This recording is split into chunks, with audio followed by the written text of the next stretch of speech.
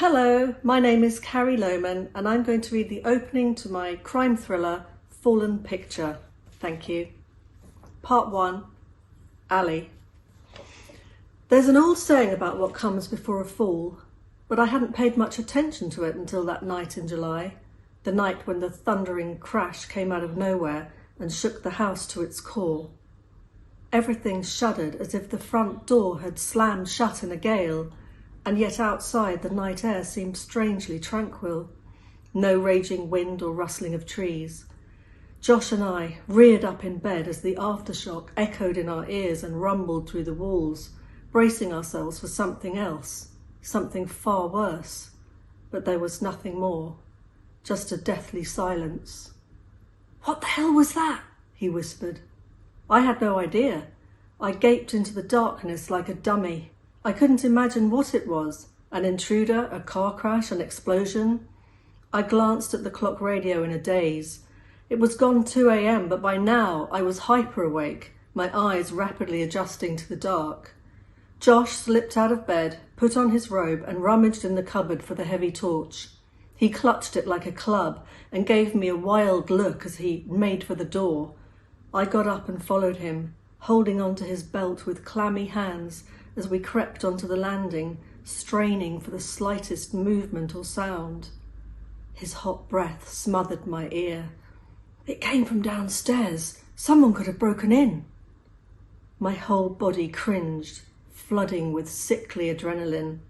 He turned the torch on and we tiptoed downstairs, cautiously scanning everything around us in soft pools of light, catching the edges of all the familiar shapes and eyesores in our run-down rented home. Part of me expected to see a gaping hole somewhere, sticking a giant nail in the coffin of our house-buying dream. But the thick walls were still solidly intact, and the ceiling hadn't caved in anywhere as far as we could see. Once in the hallway, we paused.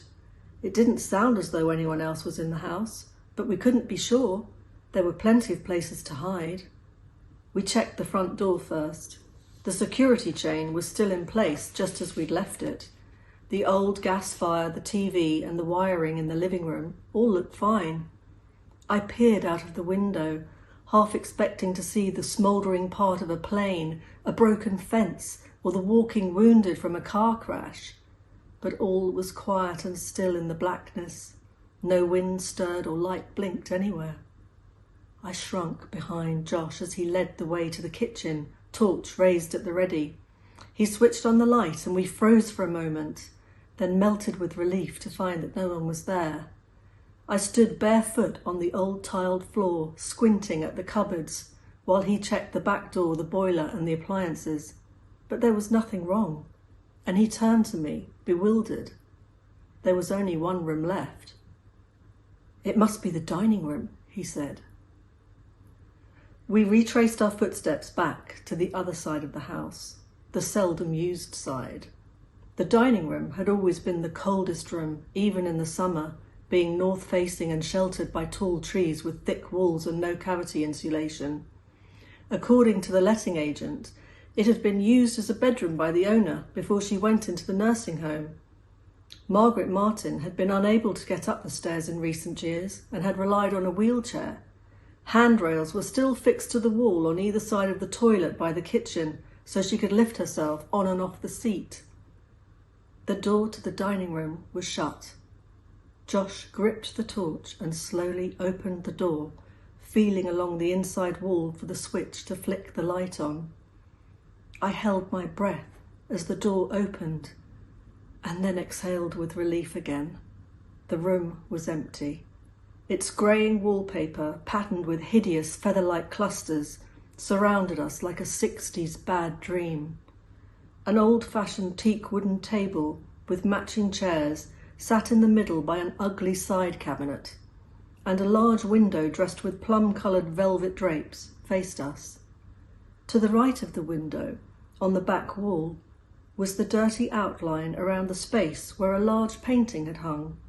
The painting, in its heavy wooden frame, was now lying face down on the floor, its old string tie frayed and broken. "Ah, that's it then," Josh said. "It must have fallen straight down onto the foundations, and then reverberated through the brickwork to our headboard upstairs. It hardly seemed possible that a picture falling off the wall could have made such a noise or caused the house to shake quite like that. It was the same wall, though. I had to accept the logic in the absence of any other explanation, and anyway, it was the middle of the night. I wanted my bed. He propped the painting up against the wall, and we went back upstairs to get some sleep. Mystery solved. Or so we thought. Thank you.